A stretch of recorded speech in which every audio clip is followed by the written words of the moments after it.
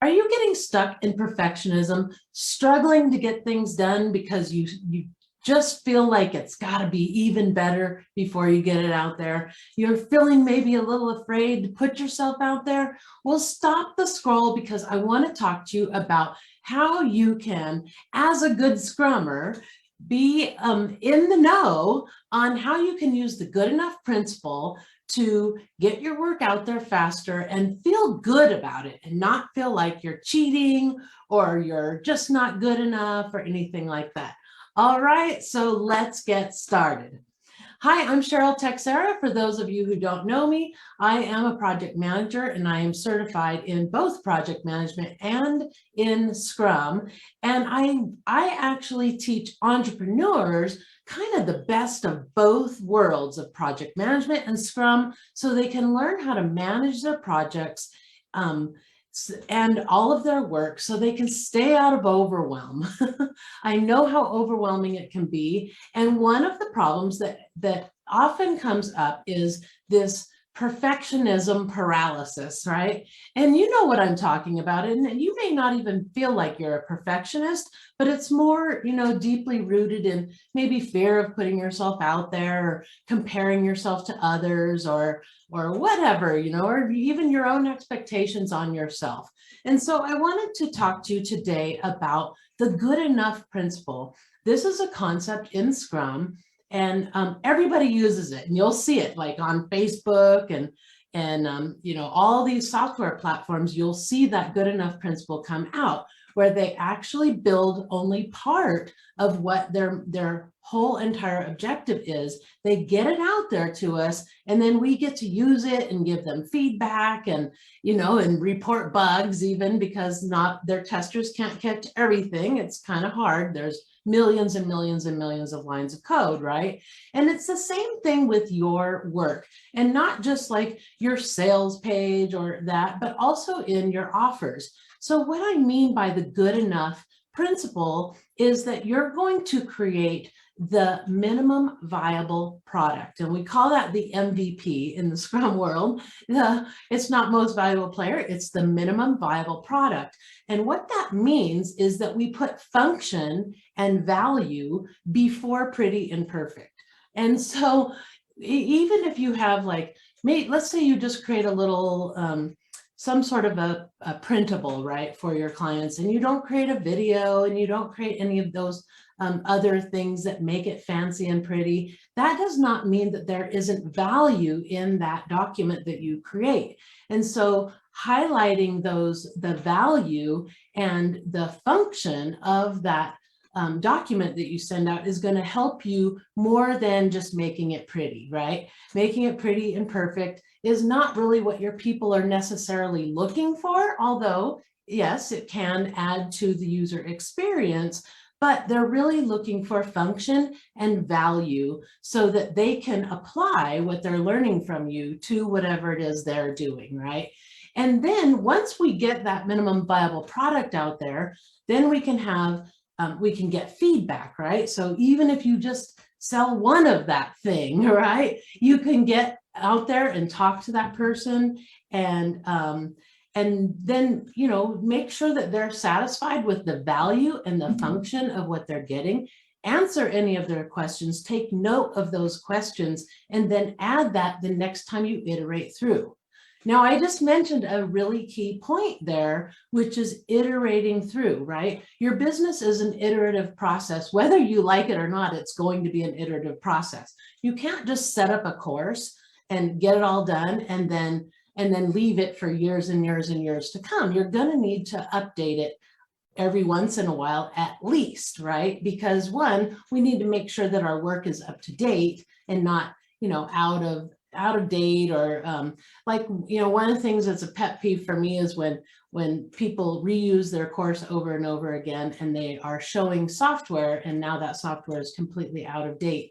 So if that happens, and you review those videos that you're making, that you're showing something on software, you'll want to update that now and again, just to make sure that it's using the correct platform.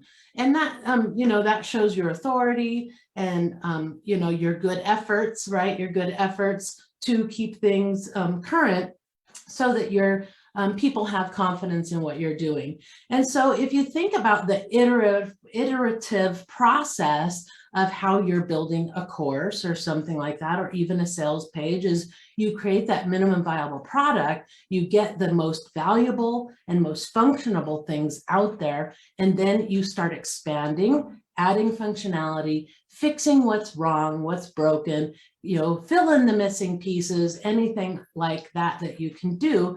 And so that's where, we kind of think of that as beta testing, but it doesn't have to be that way. You can still charge for something that is in the first few stages of the MVP, right? Because you're offering the function and the value there, but later you're going to make it more pretty, you're going to make it, add functionality and all that. And as you add more functionality, as you add more features, as you add more value, you can raise your prices. So don't be afraid to charge even just $7 for something, right? Because that can help to validate, one, that your offer will convert, and validate that what you're talking about is good, because you can get that feedback from people. And it can also show your users more of what you offer, right? More of what you offer at a little bit deeper level than just the free version of something. So think about that as you're building out your business, that using this good enough principle, creating the minimum viable product, and then use continuous improvement to iterate through this thing over and over again as you build and grow. Remember the iPhone. I'm always talking about the iPhone. The iPhone 1 didn't have a forward-facing camera. It didn't have flash. And they still went ahead and went forward with that because they had promised their stakeholders they would have it out. I think they announced it in like January. I can't remember what year now. And then they released the first one in July of that same year. And they just didn't want to take the extra time to do the forward-facing camera and all of those things because, one, they promised their stakeholders, and two, they wanted to get this highly anticipated product out there. And when they did, they sold 1.3 million of those phones.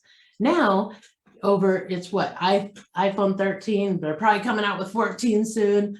They've sold 1.3 billion phones. But if they hadn't have started with that good enough principle and gotten that phone out there and then started working on the kinks, making it better, getting feedback from their user groups, and then making all of those improvements, they would have missed a huge opportunity to make that first $1.3 million, which helped them reinvest into the iPhone to make it better and better and better. And that's kind of the idea, right? Is even if you only make a little bit of money on something, it's okay, because at least you have that little bit of money that you can start reinvesting into your product that you're working on, that ultimate one, the pie in the sky one that you really have in your head that you want to get out there. But the demands of work and all of seeing clients and building your products, creating content, your social media,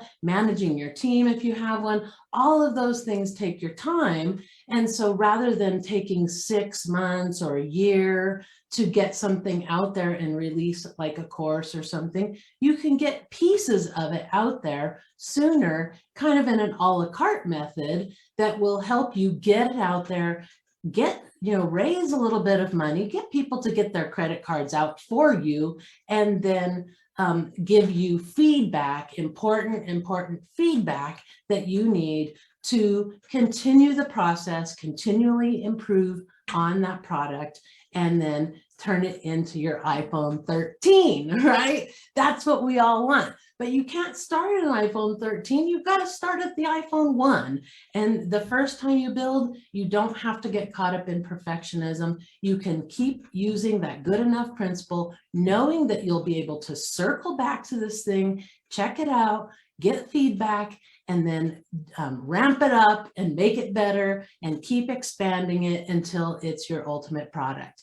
All right, so one of the ways that you can get feedback is by using feedback forms, surveys. I even reach out to my people that have purchased from me personally and then talk to them about their purchase and if they've worked on it, if they've applied on it. I help them. If they ask me questions, I give them answers and help them out. So I provide value at the same time that I'm getting feedback from my customers.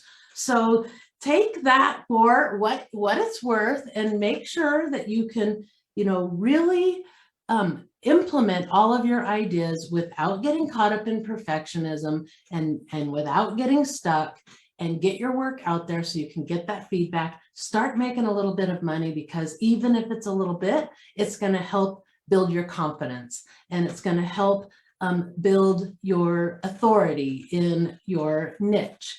And it's going to help provide more opportunities for your prospects to become customers so that you can nurture them and continue that relationship with them so that they can become lifelong customers.